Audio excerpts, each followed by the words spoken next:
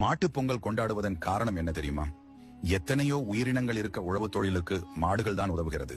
புராணத்தின்படி சிவபெருமான் ஒரு முறை நந்தியிடம், நீ பூலோகத்தில் சென்று அங்குள்ள மனிதர்களை தினமும் எண்ணெய் தேய்த்து குளிக்க வேண்டும், மாதம் ஒரு முறை சாப்பிட வேண்டும் என அறிவிக்கும்படி கட்டளையிட்டார்.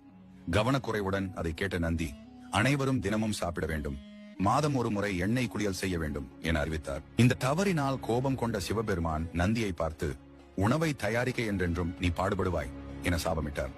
இந்த சாபத்தால் பூமிக்கு வந்த நந்தி மனிதர்களுடன் இணைந்து வயல்களை உழுது மக்களுக்கு அதிக உணவை உற்பத்தி செய்ய உதவி செய்தது. அன்றிலிருந்து மனிதனுக்கு உதவியாயிருந்த மாடுகள் இன்று வரை விவசாயத்தில் பெரும் பங்கு வகிக்கின்றன.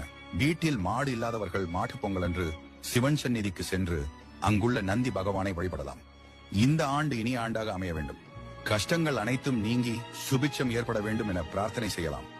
பொங்கலோ பொங்கல், உங்களுக்கு அனைத்து இன்பங்களும் கிடைக்க என் மனமார்ந்த வாழ்த்துக்கள்.